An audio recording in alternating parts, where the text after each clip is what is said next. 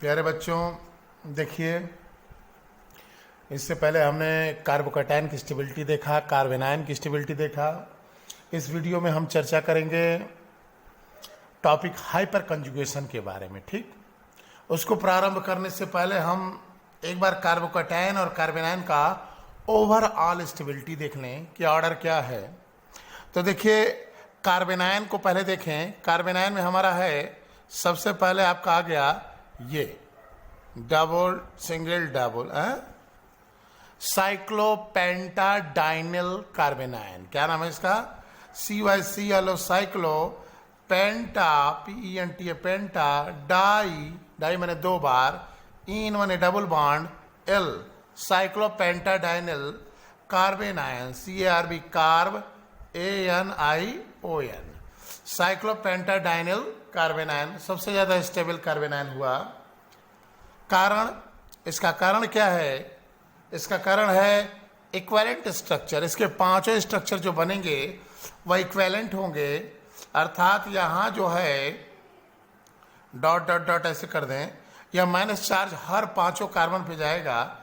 -1/5, -1/5, -1/5, -1/5 और -1/5। ठीक, यह पांचों जगह जो है डिस्ट्रीब्यूट होगा।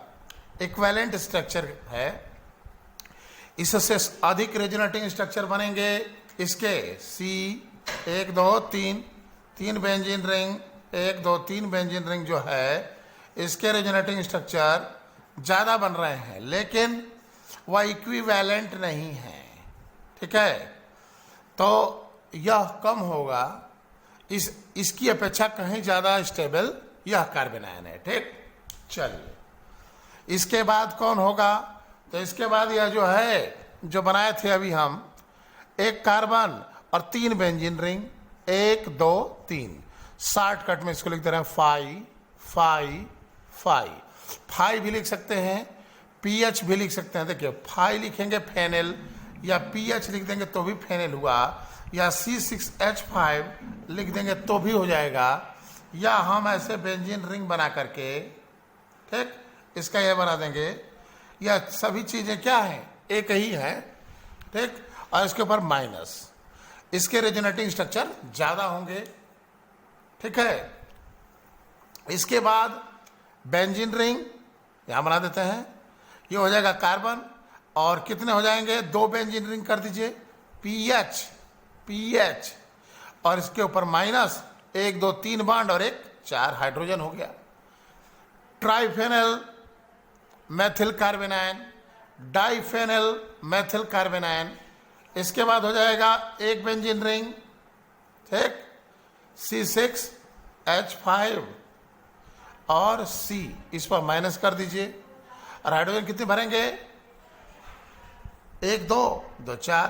ठीक, यानी सबसे अधिक ये, फिर ये। कारण क्या रहा इसमें? रेजोनेंस। रेजोनेटिंग स्ट्रक्चर ज्यादा होगा तो स्टेबिलिटी ज्यादा होगी। इसमें इससे अधिक रेजोनेटिंग स्ट्रक्चर इसके होंगे और इससे अधिक इसके होंगे। यह क्यों डोमिनेट कर गया? यह इसलिए डोमिनेट कर गया क्योंकि इसके पांचों स्ट्रक्चर इक्विवेलेंट होंगे। Equivalent structure are more important. ठीक, इसके बाद आ जाएगा CH2 double bond CH, single bond CH2 minus, इसके 2 ही बनेंगे, 4 सिंगल डबल। ठीक, इसके बाद आ जाएगा हमारा मेथल CH3 माइनस, इसके बाद आ जाएगा कार्बन, और इस पर जो है एथिल कर दें, CH3 CH2 माइनस। इसके बाद आ जाएगा एक कार्बन, और कैट हो गया, 2 ठो मेथिल लगा दीजिए, CH3 माइनस, H कर दें। इसके बाद आ जाएगा हमारा 3 डिग्री C, और 1 2 3 CH3 माइनस। देखिए, यह हो गया 3 डिग्री कार्बेनायन, यह हो गया 2 डिग्री, 1 डिग्री। जिस कार्बन पे माइनस है उसके इधर ही कार्बन है तो 1 डिग्री, जिस कार्बन पे माइनस है उसके दोनों तरफ कार्बन है तो ये क्या हो गया? 3 डिग्री हो गया। ठीक, और ये क्या हो गया? 2 डिग्री हो गया, और ये हो गया 3 डिग्री ना। मेथल, यहां प्लस आई प्रभाव है ना, इसलिए यहां हम व्याख्या किससे करेंगे, प्लस आई प्रभाव से करेंगे। यहां व्याख्या किससे कर रहे हैं, रेजोनेंस से। Resonance is dominating over any other factor. Resonance किसी भी फैक्टर पर क्या करता है, डोमिनेट करता है। क्यों, क्योंकि वह पाई बांड पे काम करता है। तो ये ओवरऑल कार्बन आयन की स्टेबिलिटी रही, क्या रही, पहले ये हो गया, ठीक, फिर मतलब साइक्लोपेंटाडाइनिल, फिर ट्राईमेथिल फेनिल, फिर डाईमेथिल मतलब diphenyl methyl carbanion, triphenyl methyl carbanion, diphenyl methyl carbanion, benzyl carbanion, ये कौन है, एलिल कार्बन आयन। इसमें हम जान रहे हैं मेथिल होता है, फिर एथिल होता है, फिर 2 डिग्री, फिर 3 डिग्री, ठीक, ओके। तो ये तो रहा कार्बन आयन की स्टेबिलिटी। कार्बोकैटायन की स्टेबिलिटी जरा देख लेते हैं यहीं पे। भाई देखो, कार्बन आयन के लिए हेल्पफुल कौन है, रेजोनेंस तो ये है। रेजोनेंस से तो पता चलेगा, कुल मिला के हमें एक लाइन जानना रहता है, डिस्चार्ज। अगर वह डिस्चार्ज हो रहा है तो स्टेबिलिटी बढ़ रही है, ठीक। रेजोनेंस उसको डिस्चार्ज करे, या कार्बन आयन है तो माइनस आई प्रभाव उसके लिए हेल्पफुल होता है, और प्लस आई प्रभाव से वह और अधिक चार्ज होने लगता है। भाई ये कार्बन है, इस पर निगेटिव है, इस पर ये ग्रुप लगा है, ये इलेक्ट्रॉन देगा। जब इलेक्ट्रॉन देगा प्लस आई प्रभाव से तो और अधिक चार्ज ना हो जाएगा, ठीक। ये सब डिस्कशन पीछे के वीडियो में हो चुका है, नहीं देखे हैं तो इंडक्टिव इफेक्ट देख लीजिए, उस पर क्वेश्चन डाले गए हैं, सारी चीज़ें पीछे डिस्कस हैं। इसके पहले के वीडियोस को देख लेंगे तो आपको समझ में और आने लगेगा। यहाँ हम हाइपर कंजुगेशन हमारा मुख्य टॉपिक है। हम यहाँ ओवरऑल पहले हम स्टेबिलिटी कार्बोकैटायन की भी दे देते हैं, ठीक। कार्बोकैटायन में देखिए, हम बात करें तो सबसे अधिक स्टेबल कार्बोकैटायन हमारा है ट्रोपिलियम आयन। ये देखिए 7 कार्नर हैं इसमें, 7, कितने हैं, 7। यहां कर दिया हमने प्लस, डबल, सिंगल, डबल, ठीक। Charge single double, single double, single double, या प्लस चार्ज सब में रोटेट करेगा बाई रेजोनेंस, ठीक। तो यह सबसे अधिक स्टेबल होगा।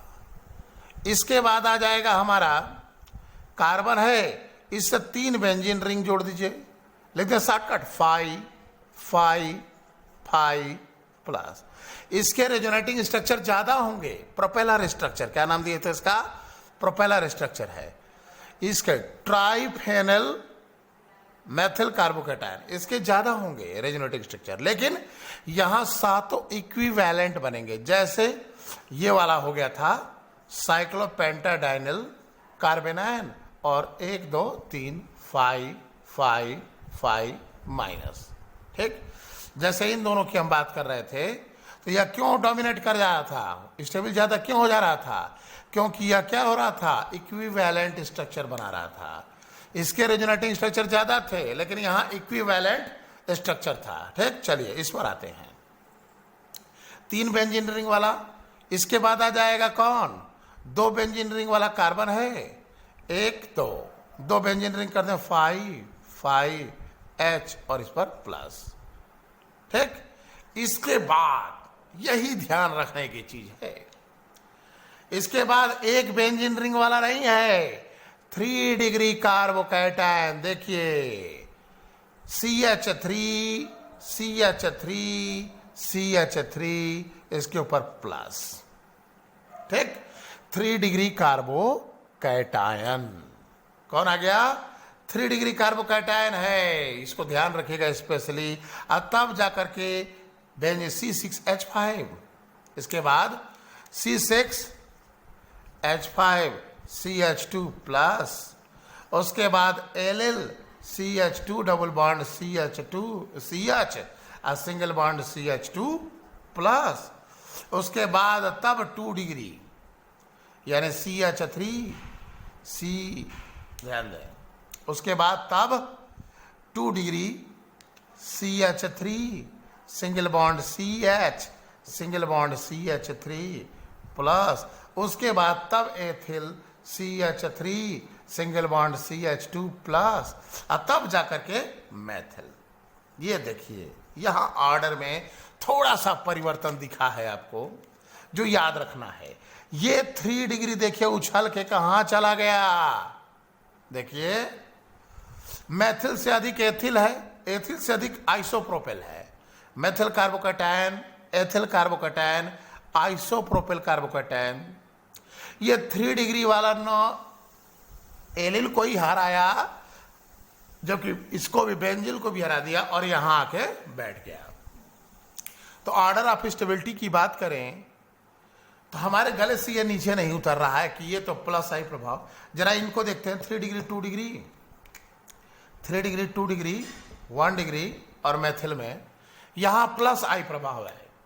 Carbocation proportional two plus I effect ना।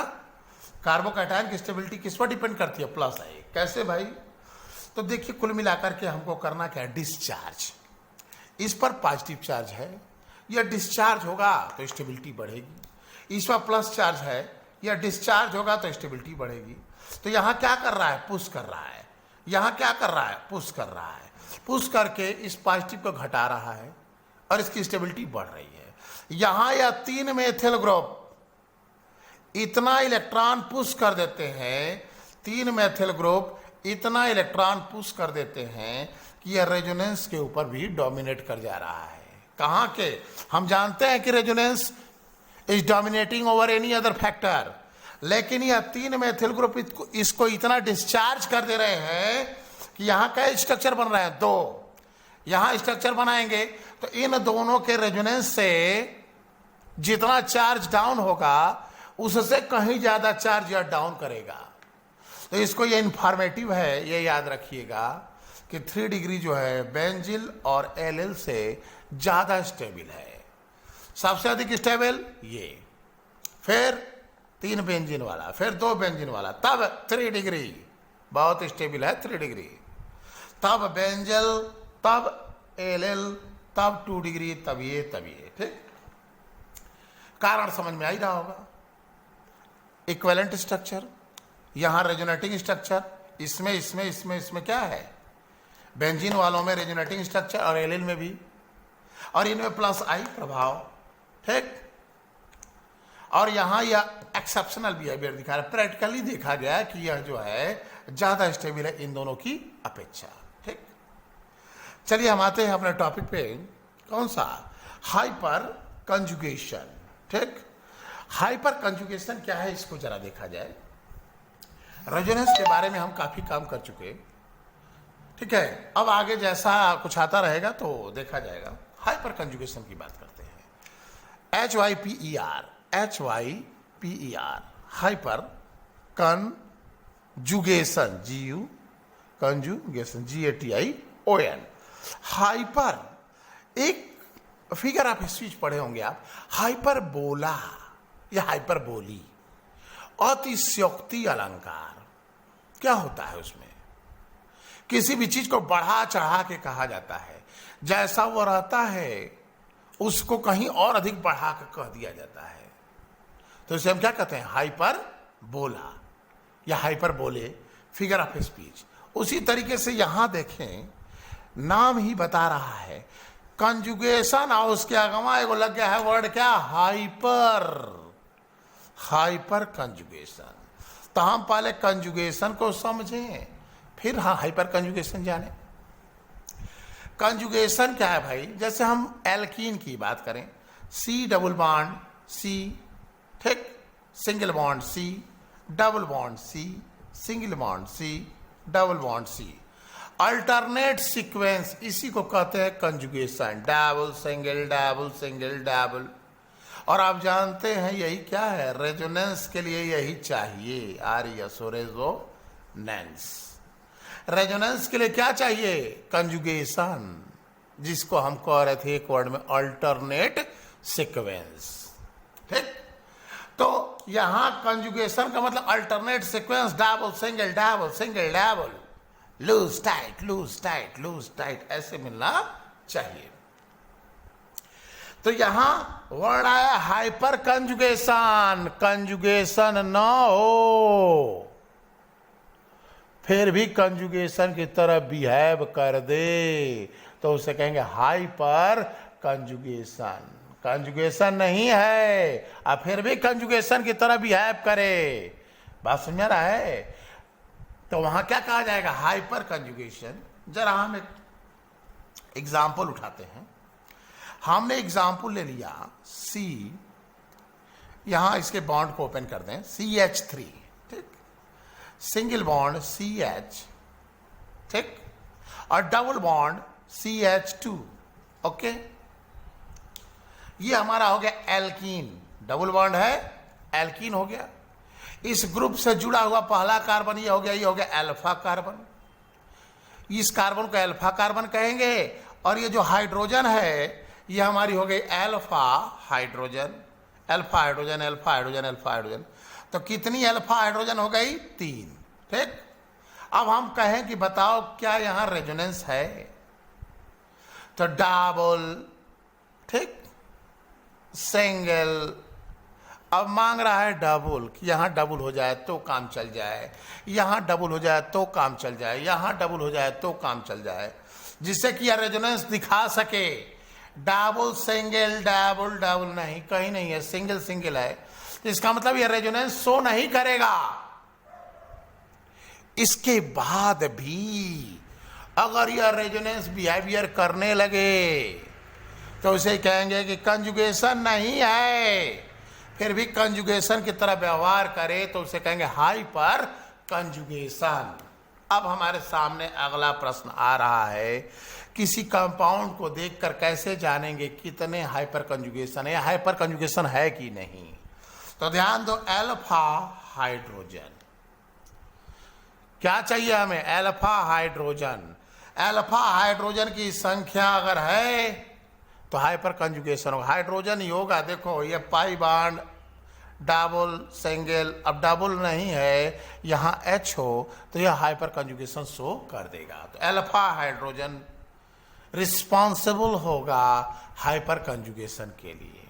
अब अगला चीज आते हैं, जितने अल्फा हाइड्रोजन होंगे उतने ही हाइपर कंजुगेटिव स्ट्रक्चर होंगे। यह हमने ऐसा शॉर्टकट में लिखा है, तुम पूरा लिखना।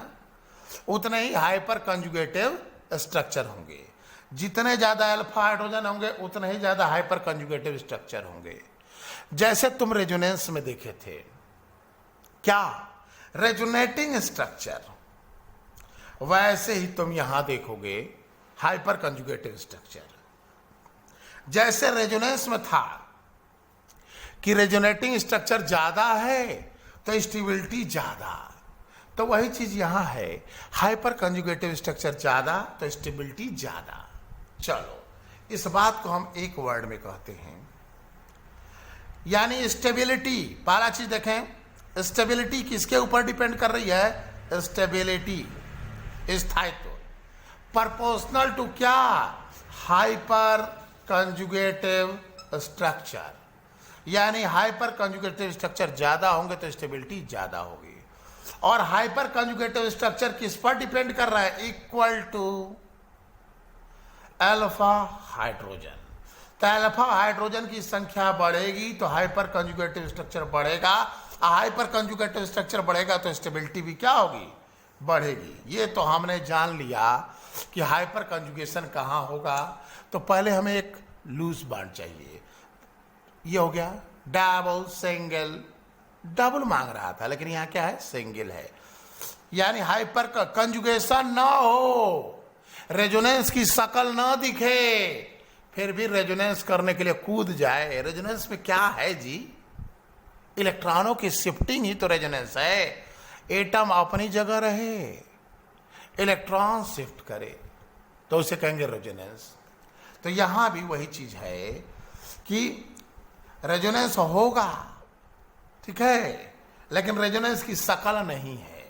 तो उसके लिए कैसे पकड़ेंगे? तो हमें अल्फा हाइड्रोजन चाहिए। जितने अल्फा हाइड्रोजन होंगे उतने ही हाइपर कंजुगेटिव स्ट्रक्चर बनेंगे। नंबर है हाइपर कंजुगेशन। कंजुगेशन नहीं है, रेजोनेंस का बेमत नहीं है। शकल कर ये नहीं बे, तुम रेजोनेंस नहीं दिखा सकते हो, तुम्हारी शकल कुछ अच्छी नहीं है, फिर भी जो है रेजोनेंस दिखा दे तो उसे क्या कहेंगे? Hyper conjugation. ठीक, हाइपर कंजुगेशन में क्या है, अल्फा हाइड्रोजन जितने होंगे उतने ही हाइपर कंजुगेटिव स्ट्रक्चर बनेंगे और उतनी ही उसकी ज्यादा स्टेबिलिटी होगी। अब हम जरा इस पर काम करें। देखो होगा क्या इसमें, ये हमारा पाई बॉन्ड है, ठीक, लूज इलेक्ट्रॉन है। तुम जानते हो मेथिल के पास कौन सा प्रभाव है, बोलो, प्लस आई, ये इलेक्ट्रॉन को पुश कर रहा है, इतना तो समझ में आ गया होगा। अब यह पाई इलेक्ट्रॉन यहां जंप करेगा, ये गया ऐसे, इस कार्बन पर जैसे ही पाई इलेक्ट्रॉन जंप करेगा तो ये वाला कार्बन तो निगेटिव हो जाएगा, इस कार्बन पे आ जाएगा पॉजिटिव चार्ज, इस कार्बन पे पॉजिटिव चार्ज आ जाएगा। जब यह कार्बन पॉजिटिव हो जाएगा अर्थात इलेक्ट्रॉन डिफिशियंट हो जाएगा, अर्थात इसके पास इलेक्ट्रॉन की कमी हो जाएगी। तो यहां इलेक्ट्रॉन की कमी हो जाएगी तो इसे चाहिए इलेक्ट्रॉन, इससे ये वाला इलेक्ट्रॉन खींचेगा। अरे ये तो इसी का है जी, इसको क्या खींचेगा, ये वाला खींचेगा, ये भी इसी का है, इसको क्या खींचेंगे, ये वाला खींचेगा, यह भी तो इसी का है जी। 2 2 4 2 6 इलेक्ट्रॉन तो इसके यही है। भूख लगेगी तब ना हथवा काटने लगोगे, नहीं ना। अब इसका निगाह जाएगा बगल वाले पर। यह मांग रहा था कि यहां पाई बॉन्ड होता तो काम हो जाता, लेकिन देख रहा है कि यहां छोटे छोटे बच्चे हैं, lighter atom, hydrogen hydrogen hydrogen, ठीक, तो यहां छोटे छोटे बच्चे हैं तो इसका इलेक्ट्रॉन ये आसानी से खींच सकता है ना। तो देखो पॉजिटिव चार्ज इस पर जनरेट हुआ। अब या इस इलेक्ट्रॉन को या इस इलेक्ट्रॉन को या इस इलेक्ट्रॉन को, देखो ये सिग्मा बांधना है जी, यह सिग्मा इलेक्ट्रॉन ऐसे गिर जाएगा, ठीक, यहां यह गिर जाएगा तो शकल कैसी हो जाएगी जरा देखें। H single bond C single bond H, ये वाला गिरा है, ये क्या हो गया, डबल बॉन्ड CH, और ये क्या हो गया, सिंगल बॉन्ड CH2 माइनस। हानि किसको हुआ जी, लॉस किसको हुआ, इसको हुआ, ये हाइड्रोजन को। तो ये हो गया H, ये डबल हेडेड एरो यहां बना देते हैं ऐसे, ये हो गया H प्लस। यही तुम्हारा हाइपर कंजुगेशन है, यही क्या है, हाइपर कंजुगेशन। मतलब समझ में आ रहा है। देखो ये यहां कूदा तो यहां हो गया पाई बॉन्ड, यहां गया माइनस, इस पर आया प्लस। अब प्लस आया तो ये अगर बगल वाला कार्बन जो है अल्फा कार्बन, इसके हाइड्रोजन का इलेक्ट्रॉन अपनी ओर खींच लेगा। तो पहला पॉइंट, क्या यहां रेजोनेंस है, यस, एटम अपनी ही जगह पर हैं और इलेक्ट्रॉन अपनी पोजीशन को क्या कर दिया, चेंज। एटम अपनी ही जगह पर हैं और इलेक्ट्रॉन अपनी पोजीशन चेंज कर दिया, तो उसे कहेंगे क्या, रेजोनेंस, शिफ्टिंग ऑफ इलेक्ट्रॉन हो लेकिन एटम शिफ्ट ना करें। तो देखो यहां इलेक्ट्रॉन यहां से यहां गया, यहां से यहां गया, क्या हो रहा है, या sigma electron converts into pi electron. Resonance में सिग्मा इलेक्ट्रॉन का परिवर्तन पाई इलेक्ट्रॉन में हो रहा है। यहां देखो कोई बॉन्ड है जी, यहां कोई बॉन्ड है नहीं, तो हम कह सकते हैं एक लाइन में रेजोनेंस हाइपर कंजुगेशन की definition, no bond, no bond resonance, RESONANCE, no bond resonance ही कहलाएगा hyperconjugation. No bond resonance, एक वर्ड में अगर हम डिफाइन करें कि व्हाट इज हाइपर कंजुगेशन, तो हम कहेंगे नो बॉन्ड रेजोनेंस, यही हमारा हाइपर कंजुगेशन है। अगला पॉइंट क्या आ रहा है, अगला पॉइंट आ रहा है कि हाइपर कंजुगेशन में सिग्मा बॉन्ड या सिग्मा इलेक्ट्रॉन कन्वर्ट होता है पाई इलेक्ट्रॉन में। देखो sigma electron converts into pi electron. अगला पॉइंट हमारा क्या आ रहा है, अगला पॉइंट आ रहा है कि हाइपर कंजुगेशन किस पर निर्भर करेगा। तो hyper conjugation depends upon alpha hydrogen. अभी ये बांड कुदाए हैं, ये बांड भी तो कुदा सकते थे, तो अगला स्ट्रक्चर आ जाता। ये बांड का इलेक्ट्रॉन भी तो जा सकता था, तो अगला आ जाता। तो कितने हाइपर कंजुगेटिव स्ट्रक्चर बनते? 3, एक इससे, एक इससे, एक इससे। यानी हाइपर कंजुगेशन क्या था? यह डिपेंड करेगा अल्फा हाइड्रोजन पे। तो अल्फा हाइड्रोजन की संख्या अधिक है तो हाइपर कंजुगेटिव स्ट्रक्चर ज्यादा होंगे। और फाइनल और लास्ट पॉइंट कि हाइपर कंजुगेटिव स्ट्रक्चर ज्यादा होंगे तो स्टेबिलिटी ज्यादा होगी। तो रेजोनेंस के कौन कौन से पॉइंट हमारे समझ में आए? पहला, नो बॉन्ड रेजोनेंस ही हाइपर कंजुगेशन है। नो बॉन्ड रेजोनेंस ही क्या है? Hyper conjugation. ठीक। दूसरा पॉइंट, हाइपर कंजुगेशन में सिग्मा इलेक्ट्रॉन का कन्वर्जन पाई इलेक्ट्रॉन में होता है। सिग्मा इलेक्ट्रॉन कन्वर्ट होता है किसमें? पाई इलेक्ट्रॉन में।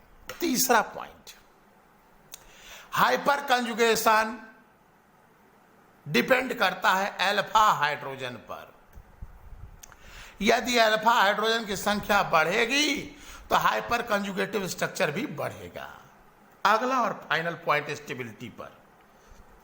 हाइपर कंजुगेटिव स्ट्रक्चर ज्यादा होंगे तो स्टेबिलिटी ज्यादा होगी। बात समझ आ गई? चलो अब जरा हम इसको बताएं कितने हाइपर कंजुगेटिव स्ट्रक्चर होंगे। 1, 2, 3 हो जाएंगे। अभी इसके साथ था, इसके यहां हमें एक प्रश्न खटक रहा है।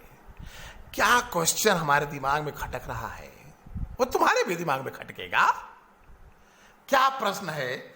यह जो देखो यहां तुमने बना दिया H+, यही ना कर रहे हो? H+ कर दे रहे हो। यह H+ है, यहां क्यों नहीं आ रहा है प्लस और माइनस? अट्रैक्शन होगा। कूलाम कहता है विपरीत आवेश एक दूसरे को आकर्षित करते हैं। Opposite charges attract each other. तो यह एक दूसरे को अट्रैक्ट कर रहे हैं। क्यों नहीं गया यहां? और अगर यह यहां चला जाए तो यह रेजोनेंस थोड़े हो जाएगा, क्योंकि इसके जाते ही एटम भी अगर शिफ्ट कर जाए तो यह हो जाएगा टाटामेरिज्म ना, चला वयवता। भाई ये इलेक्ट्रॉन कूदा, ये यहां आया, इतना समझ में आ गया। ये कूदा तो इसका प्लस आया तो इसको कमी पूरा किया, ये चाहिए, कोई एक आ गया। ठीक। और ये यहीं खड़ा होकर टुकुर टुकुर ताक रहा है। काहे नहीं जा रहा है जी? कुछ बीमारी उमारी इसको है? नहीं, हम नहीं चलेंगे। तो यहां जो है क्यों नहीं जा रहा है इस जगह पर? अगर यह चला जाए तो क्या हो जाएगा? बोलो। यह यहां चला जाए तो हो जाएगा हमारा टाटामेरिज्म, चला वयवता, चलने से प्रदर्शित होने वाली समावयवता। तब तो रेजोनेंस की बातें खत्म हो गई। रेजोनेंस की बात ही खत्म हो गई तो तुम रेजोनेंस क्या खाक कर रहे हो? देखो इसका कारण समझो। इसके कारण को समझने के लिए तुमको एक टाटामेरिज्म का स्ट्रक्चर समझना होगा। इसको मिटाते हैं, ये तुम्हारे दिमाग में बैठ गया होगा। चलो यहां हम जो है H+ लिख देते हैं। इतना जानना कि यहां से इसका पहला स्ट्रक्चर हटा दिए, हम एक टाटामेरिज्म खींचते हैं, टाटामर बनाते हैं। H single bond H single bond H single bond C double bond O single bond H। हम टाटामर खींच रहे हैं। यहां जो हमारा है इलेक्ट्रॉन इसने खींचा, कार्बन ऑक्सीजन कौन तगड़ा? ये डबल सिंगल, सिंगल डबल होता तो रेजोनेंस, सिंगल डबल हो जाता तो रेजोनेंस, सिंगल डबल हो जाता तो रेजोनेंस। रेजोनेंस नहीं है यहां, तो तुम कहोगे रेजोनेंस नहीं है तो हाइपर कंजुगेशन बना दीजिए। वो भी नहीं होगा। क्यों? ये कूदा यहां, इस कार्बन पे हो गया प्लस। अब इसकी निगाह गई इन तीनों पर, alpha hydrogen group, alpha carbon और ये अल्फा हाइड्रोजन। मान लो यह गया, इसको है ना हमने गिरा दिया ऐसे। ठीक, ऐसे गिरा दिए तो ये हो गया H single bond C single bond H single bond C, ये डबल बॉन्ड हो गया जी। हाँ, O माइनस H और ये हो गया H प्लस। अब इन दोनों को कंपेयर करो, ये हाइड्रोजन चला जाएगा इसके पास प्लस और माइनस, लेकिन हम कह रहे हैं ये नहीं जाएगा इसके पास। ध्यान दो, ये दोनों एक दूसरे में इंटर कन्वर्टेबल बन रहे हैं ना। यहां हो क्या रहा है कि जब यह गया यहां तो ऑक्सीजन की इलेक्ट्रोनिगेटिविटी ज्यादा ना है जी। इलेक्ट्रॉन कौन खींच रहा है? Oxygen atom. ऑक्सीजन की EN वैल्यू ज्यादा है तो यह इलेक्ट्रॉन इसके पास कुछ समय के लिए रुकेगा, लाइफ टाइम इस निगेटिव चार्ज का ज्यादा होगा। यस, क्यों नहीं ज्यादा होगा? क्योंकि हाई इलेक्ट्रोनिगेटिव है, यहां माइनस चार्ज कार्बन पे आ रहा है। ध्यान दो, यहां कार्बन पर माइनस है और यहां वह माइनस चार्ज ऑक्सीजन पर है। तो जब ऑक्सीजन पे माइनस चार्ज है तो लाइफ टाइम इसका क्या होगा? ज्यादा होगा। और उतना देर तक बेचारा यह चार्ज खड़ा नहीं रहेगा, क्योंकि यह चार्ज है तो रिएक्टिव ना होगा जी, तो भागेगा इसके पास और जाके इससे जुड़ जाएगा, ये हो जाएगा OH। यह हाइड्रोजन क्यों भागा? क्योंकि माइनस का लाइफ टाइम यहां कुछ बढ़ गया था, इसलिए चला गया और यह रेजोनेंस नहीं टाटा मेरिज्म हो गया। टाटा मेरिज्म में एटम और इलेक्ट्रॉन दोनों अपना स्थान परिवर्तन करते हैं। रेजोनेंस में एटम नहीं जाता है, केवल इलेक्ट्रॉन जाता है। चलो यहां आते हैं, यहां ये क्यों नहीं गया? देखो ये कार्बन पे माइनस है, जब तक ये सोच रहा है कि चलें हम, तब तक ये वापस रिटर्न आ जाएगा। ऐसे यह काम इतना फास्ट होगा कि यह जाने का इसे मौका ही नहीं मिल पाएगा। यह सोच रहा है कि मैं इस कार्बन पर जाऊं और यह जा नहीं पाएगा। क्यों? लाइफ टाइम बहुत कम है। यहां लाइफ टाइम इतना मौका मिल गया कि वह चला गया। अब यह जाने का सोचेगा तब तक वापस रिटर्न आ गया तो ये स्ट्रक्चर हो जाएगा H single bond C single bond H single bond H single bond C H और डबल बॉन्ड CH2। यही ना स्ट्रक्चर था, ये CH2 था। ठीक, यानी ये जैसे ही जंप किया और ये वापस आ गया। ठीक है, अब जब ये वापस आ गया तो अब कौन सा जाएगा? अगले स्ट्रक्चर में ये वाला चला गया, फिर यहां गया, तो यह बॉन्ड हो गया कंप्लीट और ये अगला रेजोनेटिंग स्ट्रक्चर सामने आ गया। हाइपर कंजुगेशन समझ में आ रहा है? इसमें क्या अंतर है? यह बात क्लियर हुई? इसमें लाइफ टाइम बढ़ गया, इसलिए हाइड्रोजन यहां चला गया। यहां वो चीज लाइफ टाइम कम है, जब तक यह पहुंचेगा उससे पहले वापस आ गया। फिर अब यह सोच रहा है कि चलें, तब तक ही वापस आ गया। अगले मोरे राजा लेके बैंड बाजा। फिर देखो अगले स्ट्रक्चर में क्या होगा। अगले स्ट्रक्चर में एक बार यह भी जा सकता है, जब यह जाएगा तो यहां हो जाएगा H प्लस और ये हो जाएगा सिंगल बॉन्ड।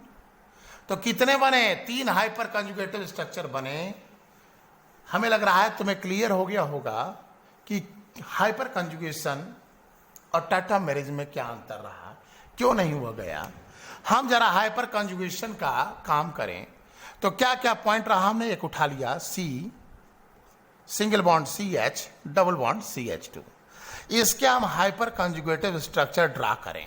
ठीक, कैसे ड्रा करेंगे? तो ये जंप लगाएगा यहां, और जब यह जंप लगाएगा इस पर प्लस तो ये वाला बॉन्ड गिरा दें, अगले स्ट्रक्चर में ये वाला गिराएंगे एक बार, ये तो क्या हो जाएगा H plus H single bond C। ध्यान दो, H single bond C H, ये सिंगल से हो गया double CH single bond CH2 minus, और ये हो गया H प्लस। अब अगला ये हो गया हाइपर कंजुगेशन। ये यहां क्यों नहीं जा रहा है? रेजोनेंस है, नो बॉन्ड रेजोनेंस। क्या कहलाता है? Hyper conjugation. हाइपर कंजुगेशन में सिग्मा इलेक्ट्रॉन का परिवर्तन किसमें हो रहा है? पाई इलेक्ट्रॉन में।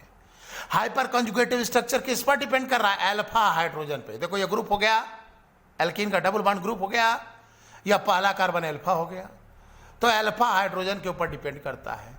अल्फा हाइड्रोजन ज्यादा तो हाइपर कंजुगेटिव स्ट्रक्चर ज्यादा और स्टेबिलिटी ज्यादा। अगला स्ट्रक्चर टाटामेरिन से कैसे डिफर तुम जान ही रहे हो। अब हम इसको ना कुदाकर इसको कुदा दें, देखो तो क्या हो जाएगा, H single bond C single bond H, और ये क्या हो गया, double bond CH single bond CH2, और ये हो गया माइनस, और यहां कौन हो गया, H प्लस। अगले स्ट्रक्चर में क्या करें जी, ये आ जाए, जब तक ये जाने को सोचेगा उससे पहले ही रिटर्न मार देगा। हाँ समझा की बात। अगला ये हो जाएगा H प्लस C, ये ऐसे ही रहा, इसके बजाय अब ये जंप लगा गया तो हो जाएगा double bond CH single bond CH2 minus. ठीक, तो ये हाइपर कंजुगेटिव स्ट्रक्चर रहे। अब हम इसको अप्लाई करते हैं। चलो क्या फायदा हुआ, हम इसके आधार पर एल्कीन की स्टेबिलिटी देख लें। हम कहें CH2 डबल बॉन्ड CH2, फिर कहते हैं CH3 single bond CH double bond CH2। अब हम ले लिए C double bond C, 2 carbon ले लिए, इधर भी एक कर दिए कार्बन, इधर भी कार्बन। हम ले लिए C डबल बॉन्ड C, इधर 2 कार्बन कर दिए, इधर एक एक कार्बन किए। हम फिर ले लिए C डबल बॉन्ड C, इधर कर दिए इस कार्बन से 2 ठो कार्बन और इस कार्बन से भी 2 ठो। चलो हाइड्रोजन भर देते हैं, CH3 CH3 CH3 CH3 CH3, इसको भरो CH3, 1 2 3, एक हाइड्रोजन मांग रहा है CH3H, ये तुमको बताया जा चुका है, 4 से जितना कम हो उतनी हाइड्रोजन फिलअप कर दो। इसमें हमको इनका ऑर्डर ऑफ स्टेबिलिटी बताना है, कौन ज्यादा स्टेबल है। ठीक, तो देखो ये क्या है, एल्कीन है डबल बॉन्ड, एल्कीन है डबल बॉन्ड, एल्कीन है डबल बॉन्ड, एल्कीन है डबल बॉन्ड, और ये भी एल्कीन है यहां से यहां तक डबल बॉन्ड। समझ में गया।